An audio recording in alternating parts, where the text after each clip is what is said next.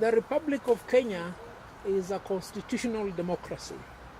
It is a country governed by the rule of law. The parameters within which the country is governed are well set out in the Constitution. We have elected and appointed leaders.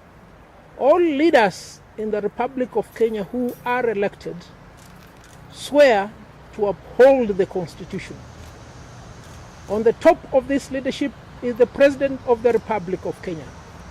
Beneath the President of the Republic of Kenya are several state officers who also swear to uphold the Constitution. The Chief Justice of the Republic of Kenya is one of the appointed state officers. He also swears to uphold the Constitution. All advocates, upon their admission, swear to uphold the Constitution and the rule of law.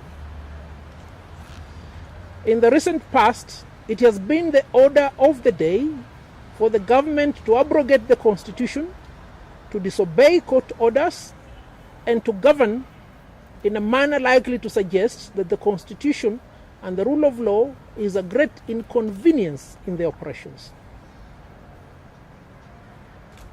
It is almost 6 months now since the High Court directed the President of the Republic of Kenya to swear in 41 judges recommended for appointment by the Judicial Service Commission. The dereliction on the part of the President of the Republic of Kenya has two consequences. One, it indicates that his legal advisors, and this particular case we're talking about the Attorney General and the Solicitor General, are either giving him the wrong advice or he has refused to listen to their correct advice. It doesn't really matter what of the two is the case, because the position is quite clear. It is the responsibility of the President of the Republic of Kenya to uphold the rule of law and to comply with his obligations under the Constitution.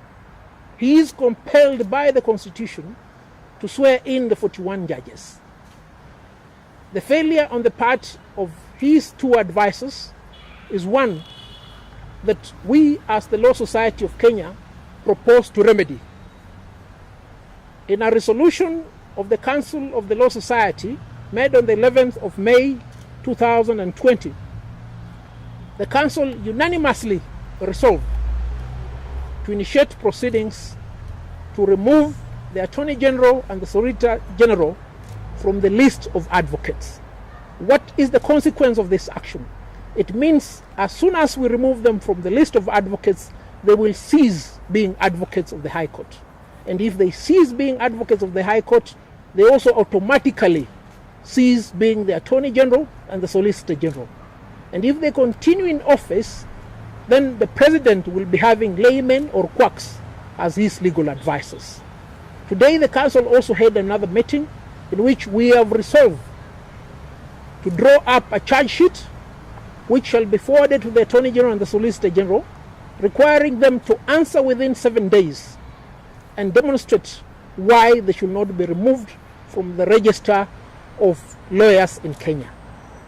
A trial will be conducted by the membership of the Law Society of Kenya in an AGM that will be constituted, when these two advocates will be given an opportunity to tender their defense, and the members will give them a hearing and make a decision whether or not to remove them from the register of advocates. What about the President of the Republic of Kenya? A few days ago, the President of the Republic of Kenya indicated that we are in a constitutional moment which necessitates that we remove the cancer that is in the current constitution. Does the current constitution have a cancer? Who created that cancer? You see, Kenyans, we need to be honest with ourselves. It took many years for us to arrive at the constitution that was promulgated in 2010. Now we're being told there is need for us to remove the cancer. No, there is no cancer. There is an attempt here to remove the brain from the body. And the brain is the transformative progressive constitution that we have. And we must say this without any fear of contradiction. The government of President Uhuru Kenyatta has been built on the foundation of disobedience of court orders. And if a leader can tell his people that he wants to change the constitution, a constitution which, from the experts, does not suffer the malady of reform, but suffers the malady of implementation, then there is a big problem.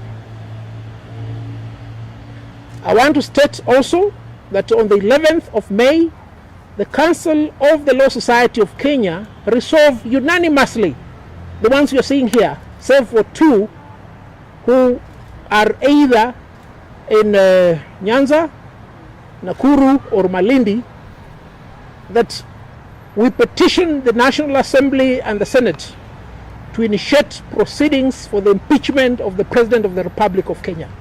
Because we cannot have somebody who has taken the oath to govern in tandem with the Constitution who fails to perform his duties under the Constitution. We'll therefore proceed in the manner in which we've indicated.